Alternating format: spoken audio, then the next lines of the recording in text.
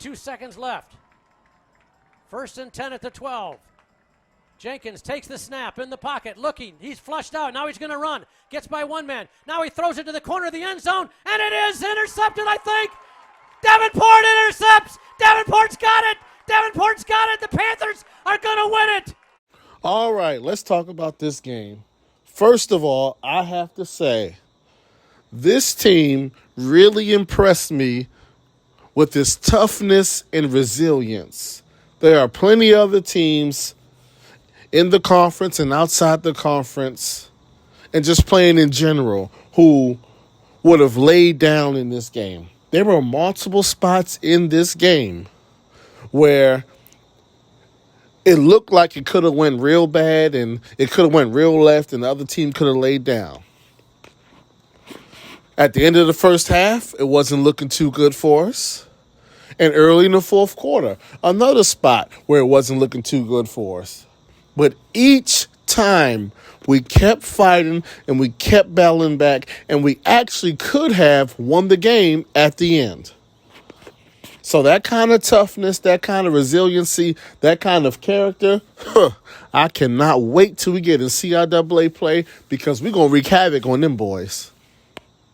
But let's get into what happened into this game. Ultimately, what cost us this game were two things. Mistakes, and sadly, once again, the running game.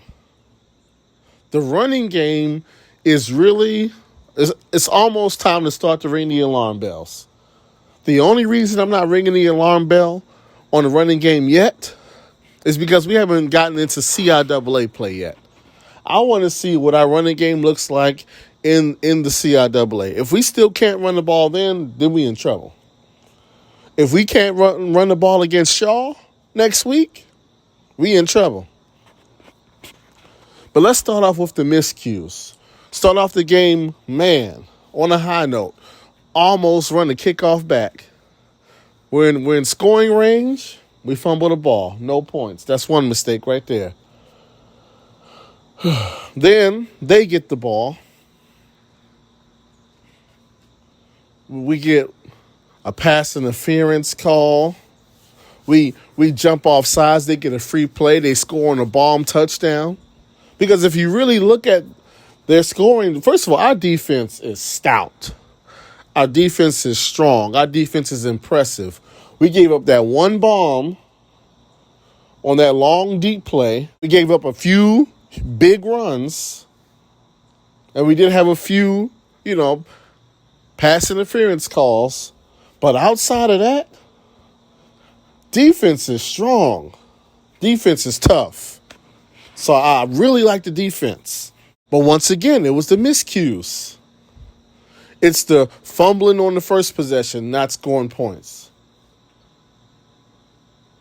It's the coming out on the other possession, ready to score again. Unfortunately, we have an interception on that drive. We made, and this was not a mistake, but this highlights the issue with the running game, and it also plays into why we couldn't come out victorious in this game. We had the ball, 1st and goal, inside the 2-yard line, and could not get the ball in the end zone. That's what I'm saying. The running game is starting to look alarming. Because when you have the ball inside the 2 1st and goal and you can't punch that thing in the end zone, that's a problem. And so I know a lot of guys will be worried about the amount of interceptions. I'm not worried about the interceptions. The reason why I'm not worried about the interceptions is because I know, in my opinion, what the cause of them are. We're throwing too many interceptions because we're passing the ball way too much. Basically, at this point, our passing game is our running game. So these quick 2-yard, 3-yard, 5-yard passes that we have to keep throwing, that's our running game. We've thrown the ball over 40 times because we cannot run the ball so far yet. That's the issue. If we were running the ball more, we would control the clock more. Our defense would be even more rested and even more dominant. And we wouldn't have the interceptions that we have. The interceptions come from because eventually guys start to jump those short passes. Eventually, a guy slips here. They get pressure on the quarterback. He can't plant his foot. The ball floats. That's where interceptions come from. Throwing the ball too much because we can't run the ball. That's the problem. The second week in a row, the quarterback is the leading rusher.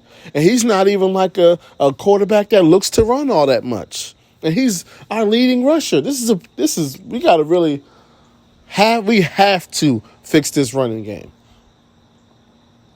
Because once again, the special teams is way stronger than it was last year. The defense is stout. I like the quarterback. He's tall. He's strong. He can move in the pocket. I like our weapons. The only thing that we really have to look at, we have to look at the running game. We have to figure out some things. Once again, maybe when we get in the CIAA play, it won't be an issue. Hopefully. Because if it is, listen, if we can't run the ball against Shaw next week, I don't know, man. But that's really what happened in this game. The inability to run the ball is what's hindering us. Because even with all those mistakes, if we score a touchdown when we have first and goal inside the 2, we can probably still win this game. In that third quarter, where we completely shut them down and they couldn't do anything at all on offense in the third quarter. If we could run the ball, we could keep the ball longer, we could tire out their defense, we could sustain drives longer, and we could have took over that game. Have to get the running game together. One thing I think we should work on as well is these personal fouls. These 15-yard unsportsmanlike conducts that we're getting. We don't get a whole lot of them, but we get enough of them where it's like, come on, fellas. We got to really get that in order.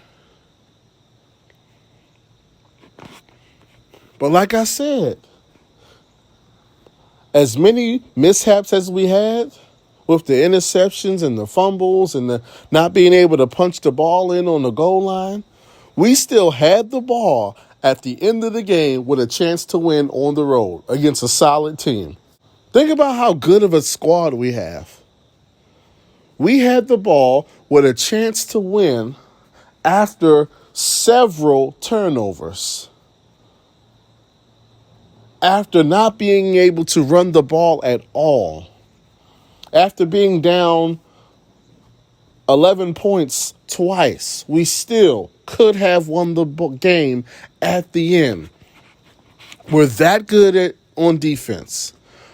We're that good in the passing game. Man, if we just get the running game to come along for the ride, who's going to beat us in CIAA play? Who? So like I said, matter of fact, I'm not even going to waste the whole video on that. We playing Shaw at home next week.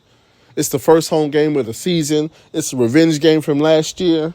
It's Alumni Day. Of course, I'm in the building. I'm not going to waste no whole video on Shaw. Look, Bowie State by 40. That's what we're going to do next week to Shaw. Bowie State by 40. That's what's going to happen. Not 40. FOWDY. 40. Bowie State by 40. We're going to run, especially becoming back a little upset based on how that game in Michigan ended. First game at home. Man, I almost feel sorry for Shaw. Matter of fact, no, I don't. I see easily. I'm going to give you a score. Us versus Shaw, I'm going to give you a score. Man, it's going to be 35-10. That's what it's going to be. 35-10. We're going to crack 100 yards rushing for the first time. No interceptions. No turnovers. Because I've watched Shaw twice. I saw him against Benedict. That was an embarrassment to the conference, you know. Then I saw him yesterday against Union. And I got to tell you, man, Union is overrated. That game against Shaw was very close going into the third quarter. Union ain't what you think. That the team we probably need to be focused on and looking at is Virginia State. Union, we know what Union going to try to do. They're going to try to run the ball with Jada Powers. That's all they're going to do. But week one, Union was in a close game up until the third quarter with a terrible Morehouse team. Then this week, in a close game up until the third quarter with a bad Shaw team. They've played two terrible teams. And it was close. Late into both of them games. I'm telling you, man. They are Jada Powers or bust. So we really don't have to worry about Union. The team that nobody's talking about is Virginia State. But back to Shaw. Their passing game, not impressive. Their running game, not impressive. One thing I will give Shaw, they play hard, they play tough. I'll give them that. But their offense, nothing to worry about. So like I said, next week, Bowie stay by 40. This is our first game, our first conference game, our first home game of the season. Listen, get your popcorn ready.